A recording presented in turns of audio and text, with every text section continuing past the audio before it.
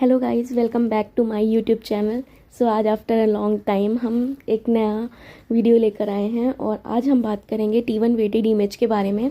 जैसा कि मैंने पिछले वीडियोस में बताया था आपको T1 रिलैक्सेशन और T2 रिलैक्सेशन के बारे में, तो उसी से रिलेटेड होगा और उसका नेक्स्ट स्टेप होगा। जैसे कि हम जब MRI करते समय इमेज फॉर्मेशन करते हैं तो वहाँ हम T1 वेटेड और T2 वेटेड इमेज बनाते हैं, PD वेटेड इमेज बनाते हैं और उसमें डिफ्रेंशिएट करते हैं कि ये T1 वेटेड होगी, ये T2 वेटेड होगी, क्यों होगी, और दोनों की पैथोलॉजीज अलग होती हैं, फैट अलग दिखता है, सारे सिग्नल्स अलग अलग दिखते हैं।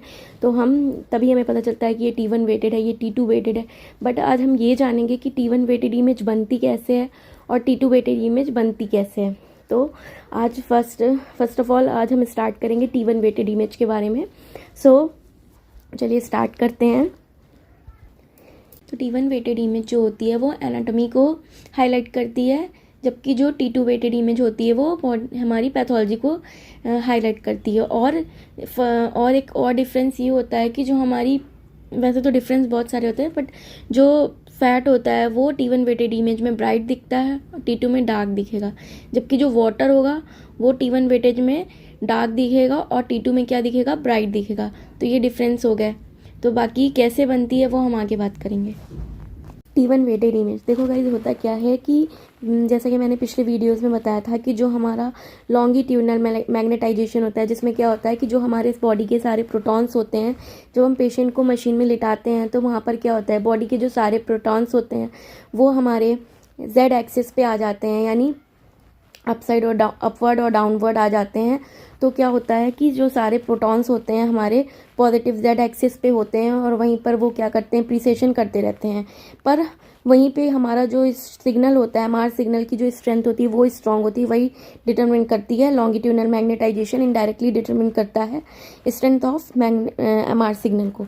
ठीक है, तो होता क्या है कि जब हम 90 डिग्री RF पल्स देते हैं तो जो हमारे प्रोटॉन्स Z एक्सिस पे प्रीसेशन करते रहते हैं वो टिल्ट होकर XY प्लेन पे आ जाते हैं, यानी वहाँ पर क्या होगा, वहाँ पर ट्रांसवर्स मैग्नेटाइजेशन हो जाएगा, क्योंकि वो ट्रांसवर्स प्लेन पे आ गया। तो वहाँ पर जो सिग्नल स्ट्रांग होगा, MR सिग्नल, वो ट्रांसवर्स मैग्नेटाइजेशन में स्ट्रांग होगा।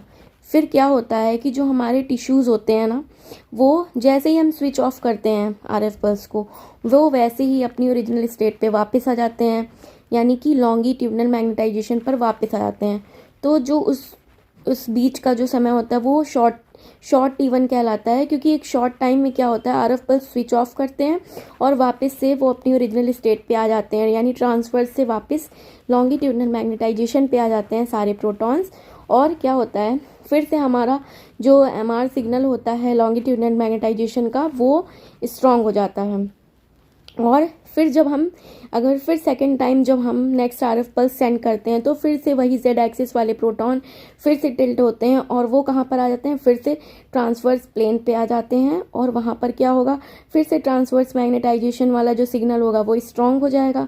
तो इससे क्या होता है कि जो हमें सिग्नल मिलता है शॉर्ट T1 के टाइम, यानी फर्स्ट टाइम जब हम RF पल्स स्विच ऑफ किए थे, तो जो हमें वहाँ पर प्रोटॉन्स मिलते हैं, सिग्नल मिलता है, वो क्या होता है, ब्राइट सिग्नल होता है। और किस पे होता है, T1 वेटेड इमेज पे, क्योंकि वो शॉर्ट T1 पे मिला था। तो इसी को हम क्या बोलेंगे, T1 वेटेड इमेज बोलेंगे।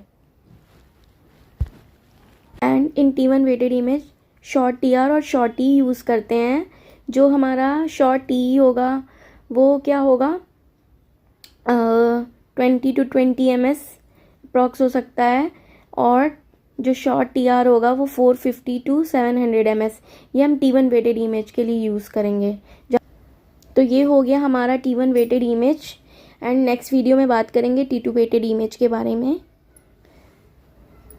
Thank you.